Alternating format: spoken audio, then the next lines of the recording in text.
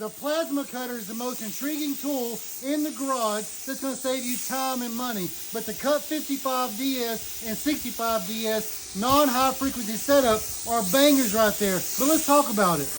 I've used as small as a pancake compressor when it comes to sheet metal and thin material.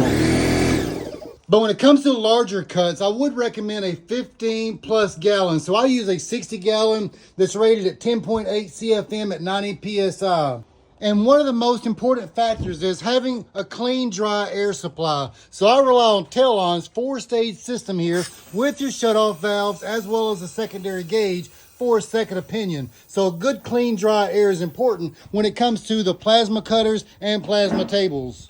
So your two big factors is going to be your airflow as well as your electricity coming in. So depending on what size material that you're cutting will depend on your amperage as well as your PSI. So you've got the adjustment on the airflow with the regulator that's built into the machine here. You've got the push lock style fittings that you can convert over if you need to. But this right here does have a separator built in with it. But ideally you want to have a little bit more to make sure that you've got good, clean, dry air. So when it comes to the front of the machine here, this thing is super easy to set up. So all you need to do is adjust your amperage here. And if you're running 110, you can go up to 35 amps. If you bump over to 220, now you can bump up to the 55 amps. But your air pressure is going to range anywhere from 40 to about 90 PSI depending on your metal thickness. So we're going to start off at 35 amps. And even though we've got it set at 69 PSI, as you see when we're actually cutting, it's dropping down. So around 60 is what we're cutting with.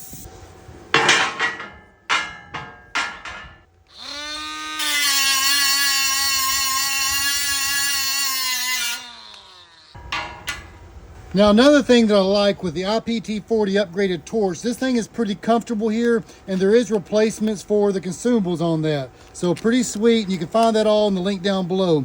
But also you have the training wheels that's designed just to glide right across the material, and you can adjust that in at 360 degrees. So what we'll do is we'll get a corner of this cut off and we'll see if we can get it dialed in as far as our amperage and our PSI.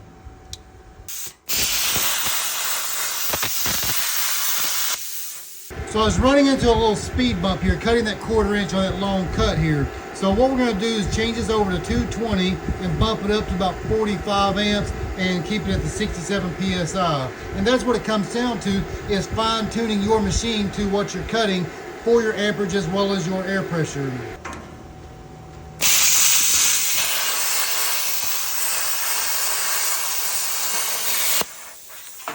That's what we're looking for. Let's do that again.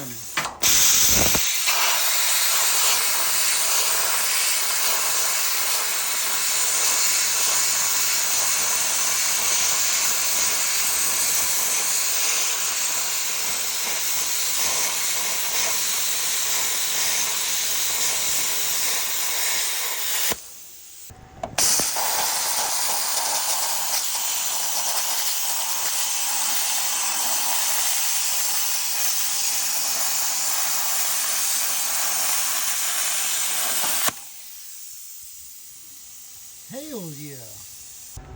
And here's our results. So you can see there's a little bit of dross on the back side of it, and that's going to come down to fine tuning your air pressure to your amperage ratio. But when it comes down to it, how long would that 4-inch piece took you when it comes to a 4.5-inch grinder? This right here is going to save you a lot of time and money in the long run. Jack that one up.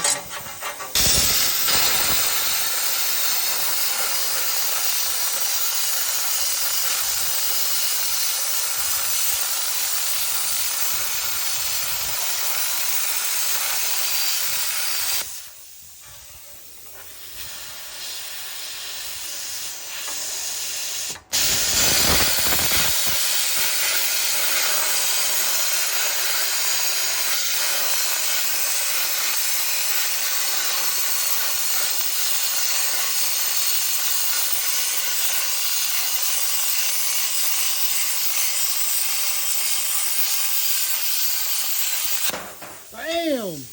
Papa always said if it didn't fall off, you didn't cut it. And bam, there it is. It fell right off.